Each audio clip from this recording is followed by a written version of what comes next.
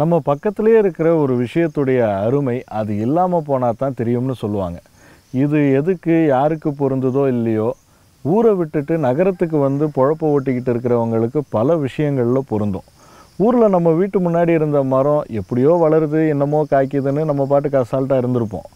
ஆனால் நகர வாழ்க்கையில் விலை அதிகமாக கொடுத்து ஒரு காயை வாங்கும்போது தான் இந்த காய் நம்ம வீட்டு முன்னாடி இருந்த மரத்தில் காய்ச்சதாச்சே, எடுக்க ஆள் இல்லாமல் இருக்கும், இப்போ நம்ம இப்படி வாங்குகிறோம் அப்படின்னு தோணும். வணக்கம் நேயர்களே, உழவுக்கு உயிரூட்டு நிகழ்ச்சிக்கு உங்களை வரவேற்கிறோம். வேலையாட்கள் பிரச்சனை, மின்சார பிரச்சனை, தண்ணீர் தட்டுப்பாடுன்னு எல்லாத்தையும் தாண்டி விவசாயிகளுக்கு நிரந்தர வருமானம் தரக்கூடிய பயிர்களில் முக்கியமானது எலுமிச்சை. பெருசாக பராமரிப்பும் தேவையில்லைன்னு சொல்கிறாங்க. விலை முன்ன பின்ன இருந்தாலும் மார்க்கெட்டில் எலுமிச்சை இல்லாத நாளே இருக்க முடியாது. அப்படி தினந்தோறும் மகசூல் தரக்கூடிய எலுமிச்சையை தன்கிட்ட இருக்கிற 3/4 ஏக்கர் நிலத்தில் பயிரிட்டு ஆண்டுதோறும் லட்சக்கணக்கில் ஒரு விவசாயி சம்பாதிக்கிறாருன்னா அவரை சந்திக்கணும்னு தோணல.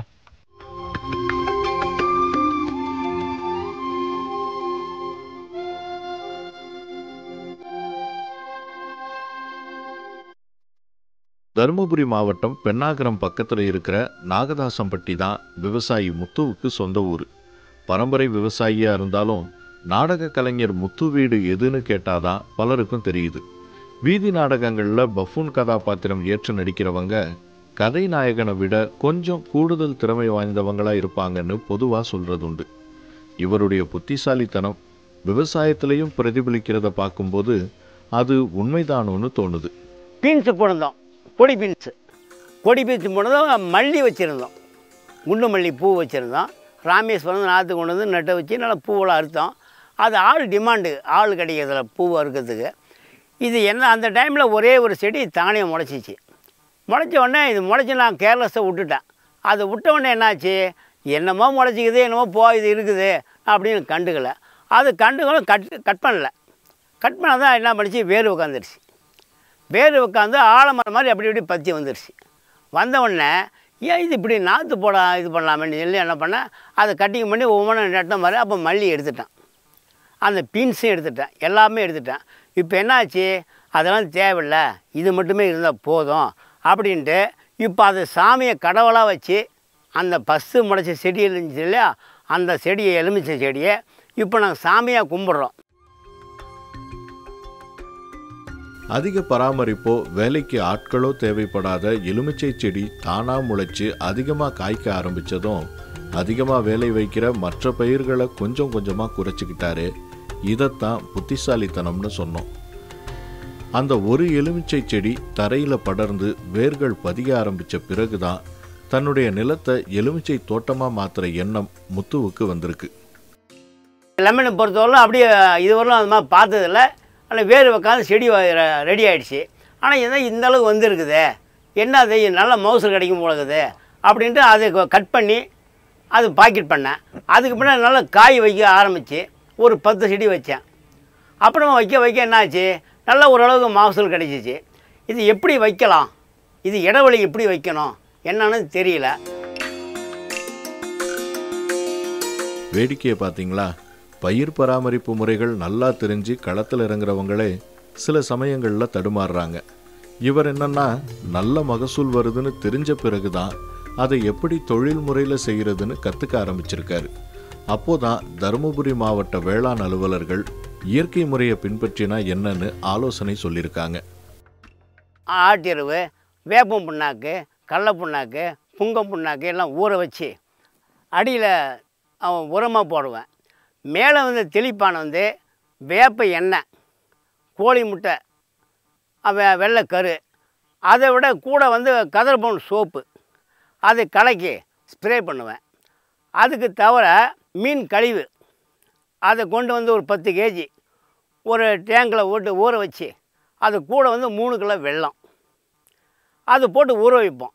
ஊற வச்சு ஒரு 20 நாள் கழித்து வடிகட்டி ஒரு டேங்குக்கு 1 லிட்ரு, ஒரு டேங்கு 1 லிட்ரு அவ்வளோ அடிக்கும் வந்து 15 லிட்டருக்கு அடிச்சிங்கன்னா நல்லா காய் நல்லா வரும், நல்லா செடி நல்லா கலகலன்னு வரும், காயும் சைஸ் வரும், சைனிங் வரும்.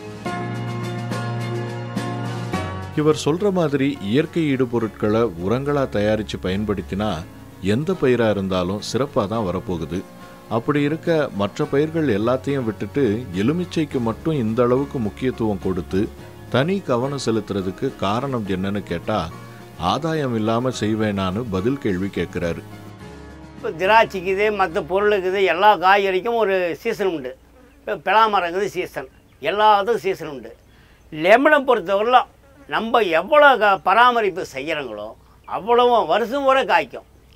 எப்போயாவது மார்க்கெட்டில் எலுமிச்சை மரம் இல்லைன்னு சொல்ல முடியாது. இப்போ சாமிக்கு இது பண்ணுறாங்க, வண்டி ஒரு 2 வீலர் எடுத்த கூட ஒரு பழம் வேணும், எல்லாத்துக்கும் யூஸ் ஆகுது. அதனால் வருஷம் வரை காய்க்குது, வருஷம் வரை ரேட்டும் கிடைக்கிது. ஆனால் சீசன் ஏப்ரல், மே, ஜூன் 3 மாதம் வந்து மகசூல் குறையும். ஆனால் ரேட்டு கூடுதலாகும். மகசூல் குறையும், ரேட்டு கூட கிடைக்கும். அன்றைக்கி வந்து ஒரு இன்றைக்கி 3 ரூபா பழம் விற்கிதுங்க. இப்போ இதே பழம் அந்த டைமில் 5 ரூபா விற்கும். ஒரு பழத்துக்கு 2 ரூபா ஜாஸ்தி. இப்போ தேங்காய் கூட சில டைமில் குறையும், கூடுதலாகும். அது சில டைமில் எப்பவுமே கிடைக்கும் சொல்லலாம். இருந்தாலும் இது அப்படி இல்லை. எப்போ பார்த்தாலும் பழமும் கிடைக்கும், ரேட்டும் கிடைக்கும். எலுமிச்சை தினசரி வருமானம் தரக்கூடிய பயிருங்கிறதுல எந்த மாற்று கருத்தும் இல்லை. இவர் மொத்தமாக எவ்வளவு நிலத்தில் எத்தனை செடிகள் வச்சுருக்காரு, ஒவ்வொரு நாளும் எவ்வளவு மகசூல் எடுக்கிறாரு, எவ்வளவு வருமானம் பார்க்குறாருன்னு தெரிஞ்சாதானே நமக்கும் ஆர்வம் வரும். மொத்தம் வந்து 3/4 ஏக்கர் இருக்குதுங்க. 3/4 ஏக்கருக்கு 75 செடி மொத்தம். ஒரு ஏக்கருக்கு 100 செடி தாங்க. எங்கள் மண்ணில் சில இடத்துல வச்சுக்கிறாங்க 120 கன்று வச்சுக்கிறாங்க. இந்த 120 இந்த 70 மரம் 3/4 ஏக்கர் தாங்க. இப்போ 75 செடி தான் இருக்குது. ஆனால் 75 செடியும் டெய்லியில் வந்து காய் அறுத்துக்கினே இருக்குது. அது ஒரு அதில் அறுத்தாக்க 3 ரகமாக பிரிப்போம். ஃபஸ்ட்டு ரகம் வந்து 3 ரூபா, ரெண்டாவது 2 ரூபா, அப்புறம் 1 ரூபா, 3 சைஸாக பிரிப்போம். பிரித்த உடனே மார்க்கெட்டிங் போன உடனே எங்கே போனாலும் தரமாக இருந்தாக்கா இந்த மாதிரி எடுப்பாங்க. கொஞ்சம் அது புள்ளி வருதில்ல, அது விலை குறையும். இது அப்படி புள்ளி வர்றதுக்கு வாய்ப்பு இல்லை. ஏன்னா நாங்கள் இயற்கையாக பண்ணுறோம், அது கெமிக்கல் இல்லையே. அதனால் நல்லா சரக்கு நல்லா இருக்கும். எப்படி பார்த்தா குறைஞ்சபட்சம் ஒரு 1000 1500 ரூபாய் கிடைக்கும் நான் டெய்லி. நாளொன்றுக்கு குறைஞ்சது 1500 ரூபாய் வருமானம். வேலையாட்களும் தேவையில்லை, பராமரிப்பு பணிகளுக்கும் அறுவடை செய்கிறதுக்கும் குடும்ப உறுப்பினர்களே போதும். அப்படின்னா மாதத்துக்கு 45,000 ரூபாய். இதெல்லாம் வெறும் 3/4 ஏக்கர் நிலத்துலங்கிறது தான் ஆச்சரியமே. இதுக்கே ஆச்சரியப்பட்டா எப்படி, இன்னும் இருக்குன்னு தன்னுடைய எலுமிச்சை நாற்று வியாபாரத்தை பற்றி சொல்ல ஆரம்பித்தார். இப்போ பீகாருக்கு ஒரு 20 நாற்று அன்றைக்கி 70 நாற்று எடுத்துகிட்டு போனாங்க.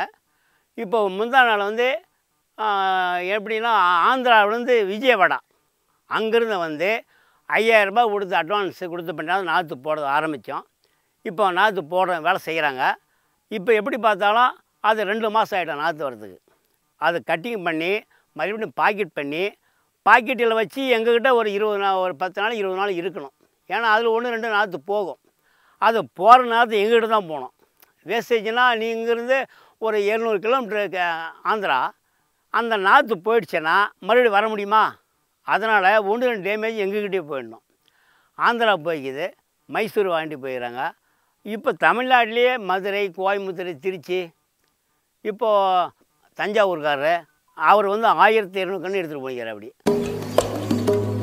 இந்தியா முழுக்க பல ஏக்கர் நிலத்தில் தொழில் முறையில் எலுமிச்சை சாகுபடி செய்கிற பலரும் முத்துவுடைய இந்த 3/4 ஏக்கர் எலுமிச்சை தோட்டத்திலிருந்து தான் நாற்றுகளை வாங்கிட்டு போகிறாங்க. செடிகளில் இருக்கிற வேர்த்தண்டுகள் மூலமாக நாற்று உற்பத்தி செய்கிறவர் தன்கிட்ட நாற்று வாங்கிட்டு போகிறவங்க அதை எப்படி பராமரிக்கணுங்கிற அறிவுரையும் வழங்குறாரு. நான் கொடுக்கும்போதே செடியில் காய் இருக்கும், பூ இருக்கும், நாற்றுல. ஆனால் இருந்தாலும் 2 வருஷம் கழித்து தான் மகசூலே கிடைக்கும். அந்த மகசூல் கிடைச்சாங்கன்னா பூவை பறிச்சுக்கள் போடணும். 2 வருஷம் மேலே விட்டால் தான் காய் நல்லா செடி வளரும், காய் நல்லா வரும். அதுக்கு மேலே செடியும் எப்போ பார்த்தாலும் ஒரே நல்லா இருக்கும், வேறு வரும் நல்லா. ஆனால் ஃபஸ்ட்டே காய் விட்டோங்கன்னா காய் செடி வளராது. அதனால் 2 வருஷம் கழித்து விட்டோங்கன்னு வச்சுக்கவே, 3ஆவது வருஷம் குறைஞ்சபட்சம் ஒரு வருஷத்துக்கு ஒரு மரத்துக்கு 20,000 ரூபாய் கிடைக்கும். ஒரு மரத்துக்கு ஒரு வருஷத்துக்கு. அதுக்கு மேலே போயிட்டால் இன்னும் கொஞ்சம் கூடுதலாக தான் கிடைக்கும். நாற்றுகளை வாங்கிட்டு போறவங்க அதை முறையா பராமரிக்கிறது மூலமா எவ்வளவு வருமானம் ஈட்டலாங்கிறது இவருடைய எலுமிச்சை செடிகளில் கிடைக்கிற வருமானத்தை கணக்கு போடும்போதே தெரியுது. இப்போதைக்கு நாற்று விற்பனை மூலமா இவர் எவ்வளவு வருமானம் ஈட்டுறாருங்கிறது தானே நம்ம கேள்வி. ஒரு கண்ணினுடைய விலை வந்து 100 ரூபாங்க. அப்படி 100 ரூபானா குறைஞ்சபட்சம் 3000 5000 வரையிலும் நாங்கள் உற்பத்தி பண்ணுவோம் நாற்று. அது அவங்க எப்படி கேட்குறாங்க அந்த பொறுத்து எப்படி மார்க்கெட்டிங் வராங்க. அது இப்போ மழை பெஞ்சால் நிறைய கண் எடுப்பாங்க, மழை கொஞ்சம் கம்மின்னா கொஞ்சம் குறையும், 1000 2000 இப்படி கிடைக்கும். அவங்க சீசனு ஜனங்க வரதை பொறுத்து. ஒரு எலுமிச்சங்கன்றுடைய விலை 100 ரூபாய். வருஷத்துக்கு 3000 5000 கன்றுகள் வரைக்கும் தயாரித்து விற்பனை செய்கிறதா சொல்கிறாரு. குறைந்தபட்சமான 3000 கன்றுகளை கணக்கில் எடுத்துக்கிட்டா கூட ஆண்டுக்கு 3 லட்சம் ரூபாய் கிடைக்குது. 3/4 ஏக்கர் நிலத்தில் ஒவ்வொரு நாளும் எலுமிச்சை அறுவடையில் 1500 ரூபாய் வருமானம் பார்க்கறது இல்லாமல் ஒவ்வொரு வருஷமும் நாற்றுகள் விற்பனை மூலமாக 3 லட்சம் ரூபாய்க்கு மேலே சம்பாதிக்கிறாரு. எலுமிச்சை சாகுபடிக்கு தகுந்த நிலமும் வசதியும் இருந்தும் இவ்வளவு நாளாக நாம் ஏன் இதை யோசிக்கலைன்னு சிலர் நினைக்கலாம். இப்பவும் பெருசாக தாமதமாயிடலைங்க. ஆனால் அதுக்கு முன்னாடி இன்னொரு விவசாயியுடைய சுவாரஸ்யமான அனுபவங்களும் நமக்காக தயாராக இருக்குது. அதையும் பார்த்துட்டு அப்புறம் பேசிக்கலாம் ஒரு சிறிய இடைவேளைக்கு பிறகு. அடுக்குமாடி குடியிருப்பில் வசிக்கிற இந்த தலைமுறை நகரவாசிகளுக்கு தெரிஞ்சிருக்க வாய்ப்பு குறைவு தான். முந்தைய தலைமுறையினருக்கு நல்லாவே தெரியும் நம்ம வீடு எப்படி இருந்தது, வீட்டை சுற்றி என்னெல்லாம் இருந்ததுன்னு. வசிக்க வீடு கட்டும்போதே மரம் செடி கொடிகளுக்கு இடம் விட்டு தான் நம்ம முன்னோர்கள் கட்டினாங்க. அப்படிப்பட்ட வீடுகளில் ஒரு முருங்கை மரமாவது இருக்கும். ஏன்னா முருங்கையில் தான் காய் இலை பூவுன்னு எல்லா பாகங்களும் உணவாக பயன்படுறது மட்டும் இல்லாமல் மருத்துவ குணம் கொண்டதாகவும் இருக்குது. அதனால தான் இன்றைக்கி வீட்டு முன்னாடி இருந்த முருங்கை மரத்தை வெட்டிட்டு அந்த இடத்துல கார் நிறுத்தின நம்ம ஆளுங்க பல பேர் மார்க்கெட்டில் தேடி தேடி முருங்கைக்காயை வாங்குகிறாங்க. இதை சரியாக பயன்படுத்திக்கிட்டு தொழில் முறையில் முருங்கை சாகுபடி செய்கிற விவசாயிகள் நல்ல வருமானம் பார்க்குறாங்க.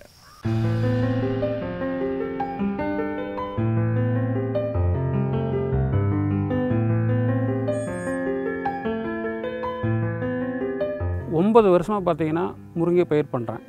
முருங்கையை பயிர் பண்ணுறதுக்கு முக்கியமான காரணம் எங்கள் தருமபுரி மாவட்டம் வறட்சியான மாவட்டம். இந்த வறட்சியான மாவட்டத்தில் தண்ணி எங்களுக்கு பெரிய ஆறுகளோ குளங்களோ ஏரிகளோ எங்களுக்கு பெருசாக கிடையாது. வானம் பார்த்த பூமி தான். ஓப்பன் வெள்ளில் நாங்கள் பயிர் செல்றதுனால தண்ணி எங்ககிட்ட குறைவாக தான் இருக்குது. ஆக நாங்கள் எங்களுக்கு வேளாண்மை அறிவியல் நிலையம் பக்கத்தில் இருக்க பாப்பாரப்பட்டி அறிவியல் நிலையத்தில் நாங்கள் பயிற்சி எடுத்ததுனால அவங்ககிட்ட கேட்டதுனால அவங்க வந்து முருங்கைக்கு குறைந்த தண்ணி தான் தேவைப்படும். ஆகவே நீங்கள் வந்து முருங்கை பயிர் செய்யலாம். முருங்கை பயிர் செஞ்சிங்கன்னா குறைந்தபட்சம் ஏக்கருக்கு 1 லட்ச ரூபா லாபம் எடுக்கலாம் அப்படின்றத விஞ்ஞானிகள் சொன்னாங்க. வேளாண் அலுவலர்களும் விஞ்ஞானிகளும் சொன்னதை கேட்டு மொளையானூர் கிராமத்தைச் சேர்ந்த சாமிக்கண்ணு உட்பட 15 விவசாயிகள் முறையான பயிற்சி பெற்று 9 ஆண்டுகளுக்கு முன்னாடி முருங்கை சாகுபடியில் இறங்கியிருக்காங்க. இன்னைக்கு வரைக்கும் தொடர்ந்து செய்கிறாங்கன்னா லாபம் இல்லாமலா இருக்கும். PKM 1 அப்படின்ற ரகத்தையும் PAVM 2 அப்படின்ற 2 ரகத்தையும் நான் நடவு செஞ்சுருக்கிறேன். PKM 1 பார்த்தீங்கன்னா 2007-08 கிட்டத்தட்ட எனக்கு வந்து ஒரு ஏக்கரில் 3 லட்ச ரூபாயிலேருந்து 4 லட்ச ரூபா லாபம் மட்டும் கிடைச்சது. அப்போ வந்து செலவு பெருசாக எனக்கு இல்லை. வர வர பார்த்திங்கன்னா செலவு எனக்கு குறைச்சிக்கிட்டு தான் வரேன். லாபம் கூடிக்கிட்டே போகிறதும் செலவுகள் குறைஞ்சிக்கிட்டே வர்றதும் இயற்கை விவசாயத்தில் மட்டும்தான் சாத்தியமாகும். ஆமாங்க, சாமிக்கண்ணு இயற்கை முறையில் தான் இந்த முருங்கை சாகுபடியை செய்கிறாரு.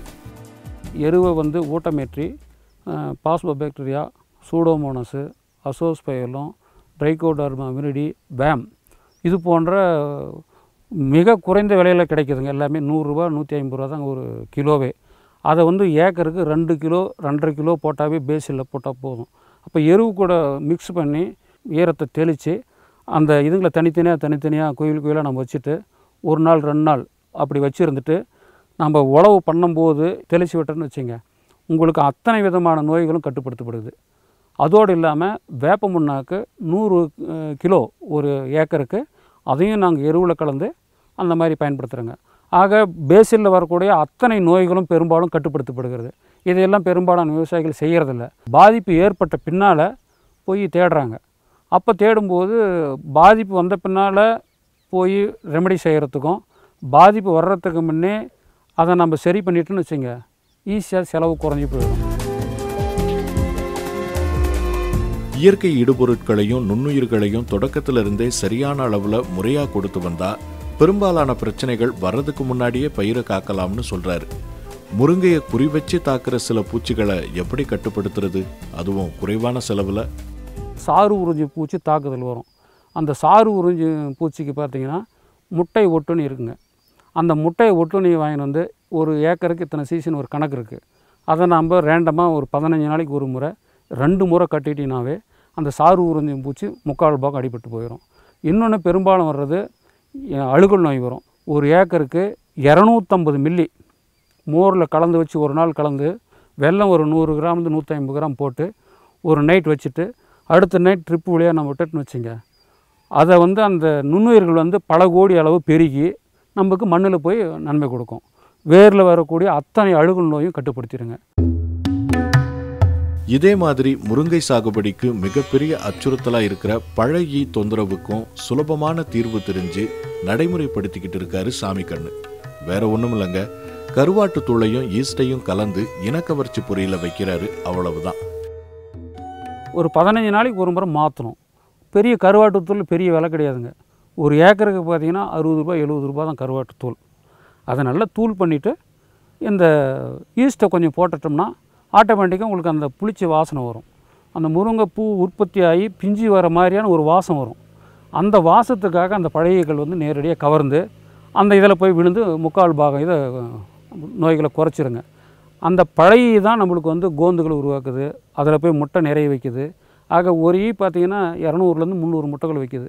ஆக ஒரு ஈ சாதித்தாலும் கூட 300 முட்டை நம்ம அழிச்சிட்டதாக தான் அர்த்தம். ஆக எக்கச்சக்கமான நம்ம ஒரு இடத்துல ஒரு ஏக்கருக்கு ஒரு 7, 8, 10 இடத்துல நம்ம வச்சுட்டுன்னு வச்சுங்க, ஆட்டோமேட்டிக்காக எல்லா இடத்துலையும் நம்ம அரெஸ்ட் பண்ணிடலாம்.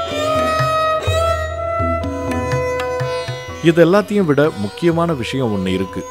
ஒரு பயிர் நம்ம மண்ணில் நல்லா வருது, எந்த பிரச்சனையும் இல்லைன்னு இருந்துடக்கூடாதான். குறிப்பிட்ட இடைவெளிக்கு ஒரு முறை மண் பரிசோதனை செஞ்சு குறைகள் இருந்தால் அதை நிவர்த்தி செய்யணுமா? மண் பரிசோதனை செஞ்சோம்னா தான் நம்ம மண்ணில் என்ன சத்து இருக்குது, என்ன பயிர் ஏற்கனவே போட்டோம், இப்போ இனிமேல் என்ன பயிர் போட போகிறோம் அப்படின்றத நம்ம தெரிஞ்சுக்கிட்டு அதுக்கு தகுந்த மாதிரி நம்ம நுண்ணுயிர்களை பாக்டீரியாஸ் கொடுத்தா போதும். இப்போ நான் சமீபத்தில் போன ஆண்டு கூட நான் இப்போ ஒரு 2 மாதத்துக்கு முன்னால் அந்த மண் பரிசோதனை செஞ்சேன். என்னுடைய இதில் நியூட்ரியன் இருக்குது, எண்ணெய் இருக்குது, பொட்டாஸ் இருக்குது, அதிகமாக இருக்குது, தேவையில்லைன்னு சொல்லிட்டாங்க. நம்ம உரத்தை வெளியில் வாங்கிட்டு போட வேண்டிய அவசியம் இல்லை. இது தெரியாம தான் புதுசா வர்ற சிலர் இந்தந்த நுண்ணுயிர்களை வாங்கி பயன்படுத்தியே ஆகணும்னு நினைச்சுக்கிட்டு ஏற்கனவே நம்ம மண்ணில் உள்ள சத்தையும் தேவையே இல்லாம அதிகரிச்சுக்கிட்டு இருக்காங்க. வீண் செலவு தானே தவிர அதுல ஒரு பிரயோஜனமும் இல்லை. சரி, முருங்கைன்னு எடுத்துக்கிட்டா பெரும்பாலும் எந்த மாதிரியான சத்து குறைபாடுகள் உண்டாகும்னு கேட்கலாம். இப்போ போரான் சத்தெல்லாம் பற்றாக்குறை இருந்துச்சுன்னா 2 வகையில் நம்மளுக்கு பாதிக்கும். ஒன்று, இந்த கிளைகள்லாம் ஒடிஞ்சு விழுந்துரும், இல்லை காய்கள் சரியாக பிடிக்காது. அந்த காய்கள் பிடிச்சி வரும்போது சமயத்தினா அந்த போரான் சத்து பற்றாக்குறை தான் நல்லா உதிர்ந்து போயிடும். முருங்கையில் எக்கச்சக்கமான காய் பிடிக்கும். அந்த காய்கள் நல்லா பிடிக்கணும்னா போரான் சத்து அவசியம் இருக்கணும், நுண்ணூட்ட சத்து அவசியம் இருக்கணும். ஏன்னா நம்ம ஒரு ஏக்கரில் சாதாரணமாக விவசாயம் செய்யும்போது பார்த்திங்கன்னா 2 டன் 1 டன் எடுப்பாங்க. இப்போ நாம் குறைந்தபட்சம் 10லேருந்து 12 டன் எடுக்கிறோம். ஆக அந்தளவுக்கு ப்ரொடக்டிவிட்டி வரும்போது அந்த சத்து நம்ம அடியில் கொடுக்கணும். எருவும் கொஞ்சம் சேர்த்து கொடுக்கணும். களைகள் இல்லாமல் வச்சுக்கிட்டாவே பார்த்திங்கன்னா அந்த சத்து பெரும்பாலான சத்துக்களை களைகள் தான் எடுக்குது. அப்போ அந்த களைகள் எடுக்காமல் பாதுகாத்துட்டுன்னு வச்சுங்க, ஆட்டோமேட்டிக்காக அந்த சத்து மண்ணுக்கு போயிடுங்க. முருங்கை சாகுபடி செய்ய இவ்வளவு தொழில்நுட்பங்கள் தெரிஞ்சு வச்சிருக்கணுமா அப்படின்னு நினைக்கலாம். அதெல்லாம் தெரிஞ்சதுனால தானே இத்தனை ஆண்டுகளாக இவரால் வெற்றிகரமாக இதை செய்ய முடியுது. சாகுபடி தொழில்நுட்பங்கள் பயிர் பராமரிப்புக்கு மட்டும் இல்லைங்க, சரியான விலைக்கு விற்பனை செய்யவும் பயன்படுது. மார்க்கெட்டில் டேட்டா பேஸ் இருக்குது. இந்த வருஷம் என்ன விற்றுது, போன வருஷம் என்ன விற்றுது, ஒரு 5-6 வருஷம் முன்னே விற்றுது, என்ன எப்படி போய்கிட்டு தெரிஞ்சு நம்ம பயிர் செய்யணும். அப்போ தான் நம்ம மார்க்கெட்டில் நம்ம கேட்ச் பண்ண முடியும். இந்த லைட் ப்ரூனிங் பண்ணும்போது பார்த்திங்கன்னா இமிடியேட்டாக காய் வந்துடும். ஹார்ட் ப்ரூனிங் பண்ணும்போது தான் அந்த மரம் ரொம்ப நாள் கொஞ்சம் பழக்காயிட்டதுனால அதுக்கு ஒரு ட்ரஸ்ட்டை கொடுக்கணும். அந்த ட்ரஸ்ட்டை கொடுக்க வேண்டியது ஹார்ட் ப்ரூனிங் கீழே வெட்டணும். இல்லை இன்னும் கொஞ்சம் நாள் கழித்து வரட்டும் அப்படின்னா மீடியம் ப்ரூனிங் மீடியமாக வெட்டணும். மானாவாரியாக காய் வர சமயத்தில் நம்ம காய் இருந்துச்சுன்னா விலை கிடைக்காது. ஸோ அந்த சமயத்தில் காய் வர்றதை தவிர்த்துடணும். அதை அந்த மாதிரி அதுக்கு மேலே வர மாதிரி நம்ம காயை பார்த்துட்டா ஆட்டோமேட்டிக்காக நம்மளுக்கு ரேட்டு கிடச்சிட்டு போயிடும். இப்போ எனக்கு பார்த்திங்கன்னா ஒரு ஏக்கரில் இந்த வருடம் எனக்கு சரியான லாபம் இல்லைனாலையும் கூட எனக்கு வந்து ஒரு 9 டன் கிடச்சிதுங்க. 9 டன் பார்த்திங்கன்னா எனக்கு கிட்டத்தட்ட ஒரு 40 ரூபா வரையும் சராசரி ரேட்டு கிடச்சிது. செலவு பார்த்திங்கன்னா எனக்கு வந்து 80,000 பக்கம் செலவாச்சுங்க. எனக்கு லாபம் பார்த்திங்கன்னா 3 லட்ச ரூபாய் பக்கம் வந்தது ஒரு ஏக்கரில். கொஞ்சம் என்கிட்ட ரொம்ப தண்ணி குறைச்சலாக்கிறதுனால இந்த வருஷம் சரியான மகசூல் எடுக்க முடியல. அதிகபட்சமாக 15 டன் எடுத்துருக்கிறேன். குறைந்தபட்சமாக இப்போ வந்து 9 டன் எடுத்துருக்கிறேன். ப்ரூனிங்னு சொல்லக்கூடிய கத்தரிப்பு தொழில்நுட்பத்திலேயே இத்தனை விதங்கள் இருக்கான்னு கேட்டால், ஒரே நேரத்தில் அறுவடை செஞ்சு வேற வழியே இல்லாமல் கேட்குற விலைக்கு காய்களை கொடுக்குற நிலைமை வராமல் இருக்கணும்னா இதெல்லாம் செஞ்சு தான் ஆகணும்னு விவசாயி சாமிக்கண்ணு சொல்கிறாரு. பூ, பிஞ்சு, பாதி முத்தினது, பாதி அறுவடைக்கு தயாராகிறது, இந்த நாளும் பார்த்திங்கன்னா ரெகுலராக வரும். அப்போ ரெகுலராக வரும்போது நம்மளுக்கு மார்க்கெட்டில் ஏற்றத்தாழ்வு இருந்துச்சுன்னா கூட அது சரி கட்டிக்கும். அது இல்லாமல் ஒரு கல்யாணம், ஒரு நல்லது இந்த மாதிரி வரும்போது சமயம் பார்த்திங்கன்னா ரேட்டு ஆட்டோமேட்டிக்காக கூடுதலை விற்கும். அந்த மாதிரி சமயத்தில் அறுவடை பண்ணுறதுக்கு கொஞ்சம் அறுவடையை தள்ளி போடலாம். ஒரு வாரம் 10 நாள் வரையும் அறுவடையை தள்ளி போடலாம். அதுக்கு தகுந்த மாதிரி நம்ம அந்த காய்கள் பிஞ்சுகளை ரெடி பண்ணி கொடுக்கணும். அப்படி கொடுத்தோம்னா ஆட்டோமேட்டிக்காக உங்களுக்கு ரேட்டு கிடைக்கும். மொத்தமாக இருக்கிறதே மொத்தமாக கொண்டு போய் வியாபாரம் பண்ணுறதுன்னா அவங்க எடுக்கிற ரேட்டு தான் எடுப்பாங்க. ஸோ நம்ம வந்து இந்த ரெகுலரைஸ் பண்ணணும். பூவும் பிஞ்சு காய் இந்த மாதிரி தொடர்ந்து இருக்கிற மாதிரி செடியில் பார்த்துக்கணும். அதுக்குண்டான நியூட்ரியன்ஸ்களை கொடுக்கணும். அப்போ தான் வந்து உங்களுக்கு தொடர்ந்து காய் வரும். இந்த அறிவுரைகள் எல்லாம் புதுசாக களத்தில் இறங்குற விவசாயிகளுக்கு தானா? நீங்கள் எப்படி உங்கள் முருங்கைக்காய்களை சந்தைப்படுத்துறீங்கன்னு கேட்டால், இயற்கை முறையை கடைபிடிக்கிறதுனால எனக்கு அந்த கவலையே இல்லைன்னு சொல்கிறாரு. ஏன்னா வியாபாரிங்க வந்து நம்ம தோட்டத்தில் எப்போ காய் வரும்ன்றதை அவங்க அனலைஸ் பண்ணுறாங்க. ஃபோன் நம்பர் வாங்கி வச்சுக்கிறாங்க, அண்ணா காய் இருக்கா அப்படின்ற மாதிரி காண்டாக்ட் பண்ணுறாங்க. இப்போ வந்து டிரான்ஸ்போர்ட்டு எனக்கு இல்லை. டிரான்ஸ்போர்ட் இல்லாமல் மார்க்கெட் ரேட்டை விட 5% கூடுதலாக. ஆக நான் ஏன் நமக்கு கொடுக்கக்கூடாது? எனக்கு டிரான்ஸ்போர்ட் மிச்சம் ஆகுறது, பேக்கிங் செலவு மிச்சம் ஆகி போகிறது, 5% சேர்த்து கிடைக்குது. எனக்கு தேவையில்லாமல் டென்ஷன் இருக்கிறது. ஸோ எனக்கு மார்க்கெட்டு வந்து இங்கேயே கிடச்சிருது. எனக்கு எத்தனை டன், 1/2 டன்னுக்கு மேலே வந்துச்சுன்னா நேரடியாக இங்கேயே வந்துடுறாங்க. நம்ம ஒரு ஏக்கர் போடும்போது நம்ம அறுவடை அப்படியே பிரிச்சுக்கணும். ஒரு முறை இந்த ஒரு வயல் இவ்வளவா, ஒரு எத்தனைக்கா 1/2 டன் வர மாதிரி பிரிச்சுக்கிட்டோன்னா ரெகுலராக நம்ம வந்து வீக்லி ஒன்ஸ் அறுவடை பண்ணோம்னாவே நான் அடுத்த வீக்லி ரெடி ஆகிரும். இன்றைக்கி நாம் பார்த்த எலுமிச்சை, முருங்கை ரெண்டுமே வந்து பெருசாக பராமரிக்க தேவையில்லாத மரங்கள் தான். தொழில் முறையில் பெரிய அளவில் தான் பண்ணணும்னு இல்லை. 1-2 மரங்கள் வச்சா கூட அதில் வர வருமானம் ஏதோ ஒரு செலவுக்காகும். அப்படியே இல்லைனாலும் நம்ம தேவைக்காவது பயன்படும்ல. மற்றொரு சுவாரஸ்யமான உழவுக்குயிரூட்டு நிகழ்ச்சியில் சந்திக்கலாம் நேயர்களே. நன்றி.